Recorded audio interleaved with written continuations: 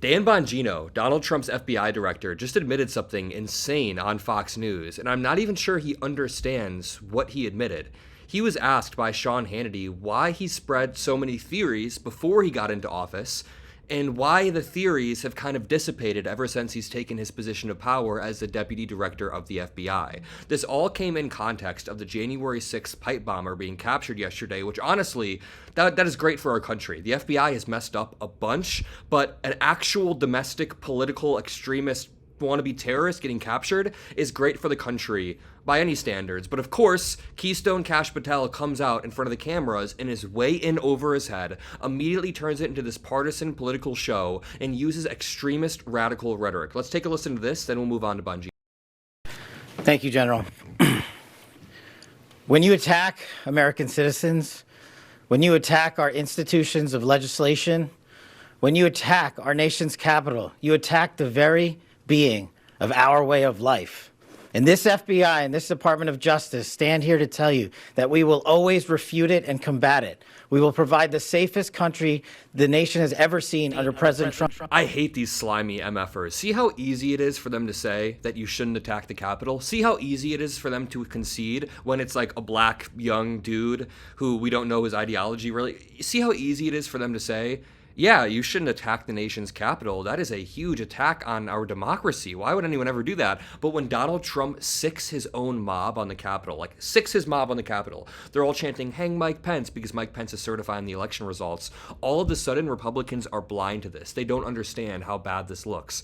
Let's check out what Dan Bongino admitted on Sean Hannity's show. Just to run you up to speed, Sean Hannity is essentially asking him, like, dude, you floated a lot of conspiracy theories on your conspiracy theory podcast before you were appointed as the FBI director.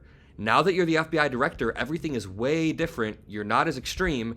And I shit you not, Dan Bongino's answer is to say that he was essentially being paid for his old answers. That when he did these conspiracy theorist podcasts, he was being paid off. Just take a listen to this. You know, I don't know if you remember this. This is before you became the deputy FBI director. You put a post on X right after this happened.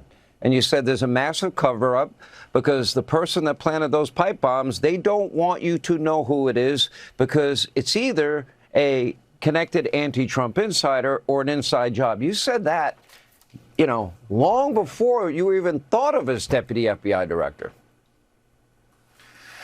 Yeah, that's why I said to you, this investigation's just begun. We are pretty comfortable. We have our guy. I think as again, legal process starts to surface and information, facts start to come out, the public's going to be very comfortable with the investigation that was conducted under Director Patel and his leadership. He's been great on this.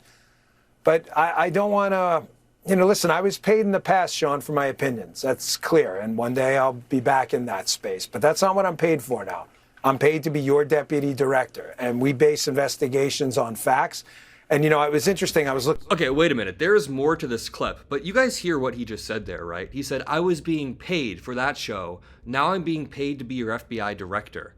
Now, of course, he was being paid for every show that he's done. That's a given. But the way he said it very heavily implied that the reason why he was spreading those theories in the past is because of the money. And then he said now he's being paid to deal with the facts. He literally says the facts. And then he's like, maybe someday I'll go back to doing the show. I mean, just take a listen to his verbiage one more time.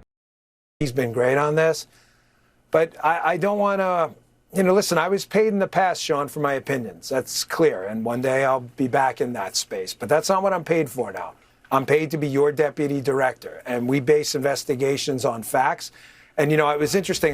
How I read this is that he's admitting that he was spreading utter bullshit in the past. He is admitting that he was literally just spewing shit out of his mouth when he was on that podcast. He was being paid for his opinions, and now he's realizing those opinions are completely incongruent with the facts of every single case. When Kash Patel and Dan Bongino were still podcasters, still doing their podcast circuit, Dan Bongino actually had one of the biggest MAGA podcasters. I remember being at a Trump rally it must have been like July of 2024. We were filming for a video, and this lady tells me that her favorite source of news is Dan Bongino. Now, I wasn't super familiar with him at the time. I'd only seen clips of him, but thinking back at it, that lady must be having the best year ever. Like, imagine your favorite podcaster becomes a deputy FBI director, and it's like your dream. You get to see all of the cases that you were worried about get exposed, and then he gets into office, and none of the cases are quote-unquote exposed because there was nothing to expose. He was saying that he was going to get into office and drop the Epstein files, drop a bomb on everyone. Well, he was like the main cover-upper of the Epstein files. He apparently almost even resigned as people were asking him to help them cover up the Epstein files. He was close to resigning. He said that he would uncover the conspiracies, uncover the truth about J6 and about the pipe bomber. Well, it seems like the truth is much more boring than any conspiracy theory you made up about some deep, dark Democratic plant doing this. No, it was just some dude who was probably mentally ill, and the J6ers were sent to the Capitol by Donald Trump. So again, these MAGA podcasters are basically admitting that they were spewing horseshit on their prior podcasts. Let's take a look. I was looking out in the crowd today at the presser, and I saw a couple of media figures who you and I both know who promoted the other scandal, the collusion hoax. And I thought to myself, you know, the difference between us and them is, you know, we evolve. As information and new inputs come out, we can produce different outputs because that's what we believe in. We believe in facts and investigations guided by facts. There were people out there in that crowd, I'm sure still believe in this collusion fairy tale hoax.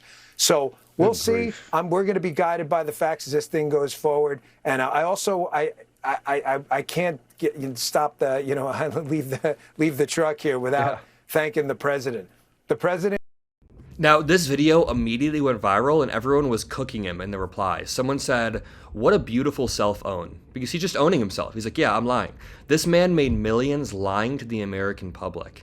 And we released the unredacted Epstein files to be transparent, to find justice for the traumatized victims. Said no FBI deputy director ever. Bless Bongino's heart. He's trying so hard to give integrity. He's like the kid sophomore year who was convinced he was destined to be a movie star. I mean, I think what's going on here is that they were so sucked up in their own conspiracy theory realm that they hit some legitimate friction once they got into the FBI. Kash Patel and Dan Bongino thought that they were going to blow up the entire January 6th narrative. They thought that Nancy Pelosi and Barack Obama were going to be hauled off within 2 months. And I think they had to go through some cognitive dissonance as they slowly realized that, wait a minute, everything is a bit more boring. Reality is a bit more boring than someone like Alex Jones makes it out to be. In the non-boring parts, the actual conspiratorial parts like Epstein, they make Trump look bad. They make his guy look bad. So I just think it's really funny that he was like, yeah, I was paid for my opinions in the past, and now I'm paid to focus on the facts. Like he's intentionally drawing a difference between the facts of the case, which he doesn't even deal in facts nowadays, versus his opinion. He also said something later on about how Republicans or people in his party update when new facts come out. Please, Donald Trump said the election was going to be stolen in 2020, like early 2020, like legit January 2020. He was saying the election was going to be stolen. 5 years later, with no shred of evidence, every single Republican that supports Trump will still say, oh, the election was weird, it was stolen, there was something wrong with it. Republicans, no matter how many court cases Trump lost, no matter how many facts came out, not a single Republican updated their information. Well, maybe not a single one. There are some that updated their minds, but Dan Bongino is just not telling the truth when he talks about Republicans dealing in facts, and it's easy to tell that he's not telling the truth because he admitted that he doesn't tell the truth. I'm going to leave it there. If you want an actual truthful podcast, drop a like, subscribe below, follow me on Instagram, Spotify, everywhere, and I'll see you in the next one. Peace out.